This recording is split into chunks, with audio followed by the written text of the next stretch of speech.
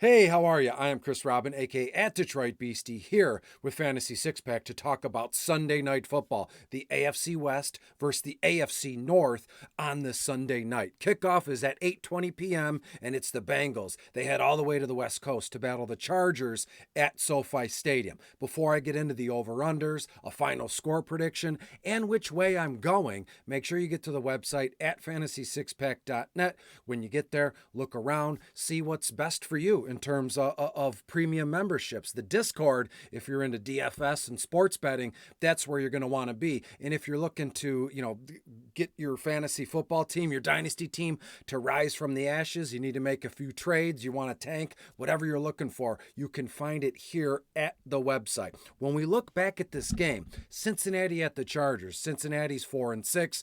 Joe Burrow's been absolutely slinging the football against the Chargers, where Justin Herbert and Coach Harbaugh, they're finally picking it up, right? Herbert's finally healthy. Is Harbaugh getting into the back into the groove of being a head coach? I think so. This game is going to be fantastic. I don't want to go out on a limb, right? These videos, I keep it mainly right down the middle. There's good and bad on both ends. There's a way I'm leaning in terms of a bet, and there's a clear way I'm going to build my DFS lineups, right? We're a little bit of both teams.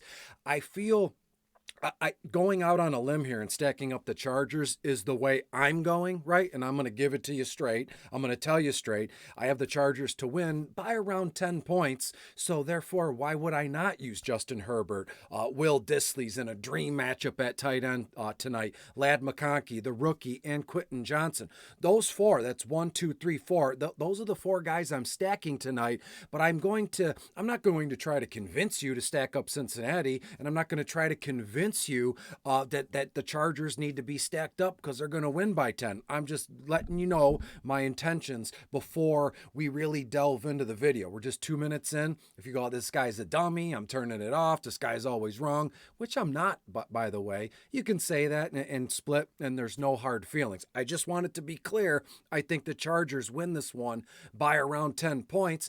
Therefore, I think it's a good reason to stack up the Chargers. Although there's an angel on the shoulder and then the devil on the other one. Well, Chris, if you're so into the Chargers winning by 10 points, why not stack up the Bengals as well? And I'm aware of that as well because Joe Burrow has been an absolute madman. Let's start with Burrow we'll play devil's advocate. We know where my head is. I love the Chargers. Got them to win by 10, as I've said 5 times already. But in the GPP, single entry, 150 max guy, it kind of tells me sometimes that is strange. When I'm so one-sided on something, it's always good to back up the bets or to, I don't know how else you would put it, but it makes sense to also put in a lineup or two where we're stacking Chargers just in case. Cover our ass. Just to be clear, Chargers win for the 17th effing time. But hey, let's start with Joe Burrow as I was getting to begin with. Right now, the Chargers are 11th overall against opposing quarterbacks. But Burrow's been shredding defenses. Right now, he's got 9 touchdown passes over the last 2 games, and they've been going everywhere. Jamar Chase had 3 last time out. He had over 260 yards, if I'm not mistaken. That 1-2 punch goes without saying. So if we're going to do a Cincinnati Bengals stack, it starts with Herbert. Although the MVP captain would be solid, you can mix in Jamar Chase as well.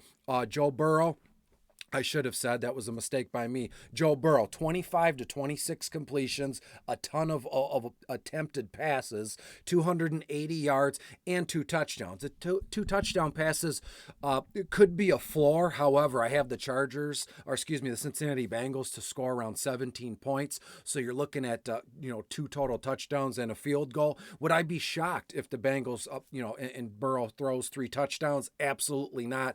Anytime the Bengals have played on a single game slate the last 2 weeks, I said Burrow 3 touchdowns here, Joe Burrow 3 touchdowns here, and it's been correct. It's kind of been freaking me out the way I've been able to lock in on Joe Burrow in Cincinnati. Not anything of great importance. I never went out on a limb either time, but when I get so locked in with yardage and touchdown passes, it's a strange thing. You're used to being somewhat right here, but there's always a little bit of wrong, and through the end of it, it evens out, and we're even Steven, and we can move on. When we look at Justin Herbert, Cincinnati 28th overall against opposing quarterbacks here, 21 to 22 completions, 240 to 250 yards. I have him throwing for 2 touchdowns, and when you look at this, the Cincinnati Bengals, they're 28th overall, yes, DVP, but they're also 28th in terms of the fantasy points in yardage they give up on a per game basis to opposing quarterbacks. Might be all melted and delved into the same, DVP stat, but we move on from there. I will tell you this as well. Justin Herbert, Vlad McConkey, the rookie, and Quentin Johnson, they've hauled in 4 of Justin Herbert's last 5 touchdown passes. So that trio is 3, and we'll just do this like that old church, open the steeple, see all the people kind of deal. But Herbs is healthy, and he's rolling, as I said, and he loves to throw touchdown passes to Ladd and Quentin Johnson. When we look at the running backs here, I've been so not fixated, excited, however you want to put it, with the quarterbacks and the wide receivers. I obviously I've looked at the running backs here, but it's not as shiny and exciting as one would think, right? Chase Brown is getting RB1 kind of work. Khalil Herbert came over in a trade. He's going to see some touches. I have Herbert 4 to 5 carries, around 20 yards, and a reception or 2 for 10 yards. So in my notes, you're looking at 30 to 35 yards. Total yards for Khalil Herbert here, not a ton. Chase Brown, however, 13-14 carries, 65 to 70 yards, plus a handful of receptions, 3 or 4 of them for 30 yards, and in week 9 and 10, he's seen 20 or more touches the last 2 weeks. So Chase is going to be on the field. He's going to be, receiving the football. He's going to be carrying the football. He's 11.5 on FanDuel, but he's cheaper on DK at 9.6, and he makes for a wonderful play. Just put him in the lineup and move on. There's a locked in, or they say there's a baked in amount of work for Chase. So who am I to tell you no, or who am I to discount that? When we look at the Chargers running backs, it's the J.K. Dobbins show, and we can move on, right? Gus Edwards is going to see some work. It's all well and good. But when we look at J.K. Dobbins, 16 to 17 carries, around 70 yards, and he will score a touchdown on the ground as well. So that is, J.K. kind of in that must-start territory. And if I could promise you we lock in a touchdown from J.K. Dobbins on a single game slate, that would make him must-start. On a single game slate in DFS, you can't just willy-nilly toss out touchdowns. You need to have that thing locked in.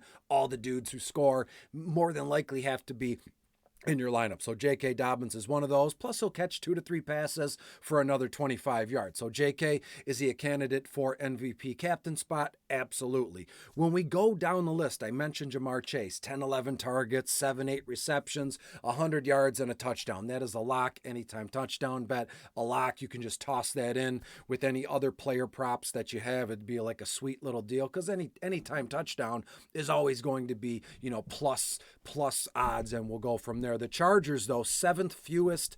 What does this say? I write so dang small. The Chargers, the 7th fewest fantasy points per game given up to wide receivers. Does that matter when it's Jamar Chase? No, but it could play a role, and T. Higgins will look to be back after missing the last 3 games, 7, 8 targets, 4 to 5 receptions, 70 yards.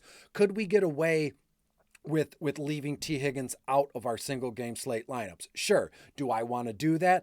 I'm kind of iffy. I would say 50%. Like if I build 10 lines, 5 of them will have T, 5 of them won't. I'll leave that for you. I'll leave that to you to decide, and we'll go from there. When we look at the Chargers, guys, it's all about Ladd. It's all about Quentin, a little sprinkle of Josh Palmer. Let's start with Palmer, because we'll breeze through it. 3 to 4 targets, 2 to 3 receptions, around 30 yards. When we look at the rookie Ladd McConkey, big week ahead here, because Cincinnati, not only are they 19th overall against opposing wide receivers, they're like a sieve in terms of giving up yardage and points. But the good thing, I guess maybe it's not a good thing, bad thing as well, Burrow and this offense is able to kind of hang tough, and toe the line and put up just as solid of points and yardage as the opposing team. The only thing, it came back to bite them last week when they gave up 35 points. 21 of them was in the fourth quarter, and they lost to the Ravens by 1 point. But hey, I digress. Ladd, 7-8 targets, 5 to 6 receptions, around 60 yards. Get this, Ladd has 40 plus reception yards in 7 straight games. I think we can clearly say he'll have 40 or more reception yards in 8 straight games. When you look at Quentin, it's nice to see him on the field and returning value on what he was expected to do when he was drafted. Last season was kind of, is he here? Is he not? Is he going to be a flake, a bust, however? But Quentin Johnson, 6 to 7 targets, 3 to 4 receptions, around 50 yards. And Quentin, two touchdowns, 2 games with a touchdown. So we're looking at 3 straight games with a touchdown. Does that materialize? Could be. I think so. If I have Herbert for 2 or 3 touchdown passes, Ladd's going to score 1. Quentin Johnson's going to score 1. Add in Jamar Chase, and you got like a beautiful 3-headed anytime touchdown monster. When we look at the tight ends, Gesicki's in play because the Cincinnati they're going to target him, right? But everything that Mike Gesicki has done in the last 2 or 3 weeks has been without T. Higgins, active and on the field. And last time T. Higgins played, it was like a Monday Night Football or Sunday Night Football game. They targeted him a whole heck of a lot. If I'm not mistaken, 4 games ago, T. Higgins received a touchdown, but his foot was just out in the back of the end zone. I could be wrong there, but I don't know why I'm playing that in my mind. So Gesicki, I could do without him tonight. Will Dissly, however, makes for I don't know at this point, I don't know if it's sneaky or not, given the DVP,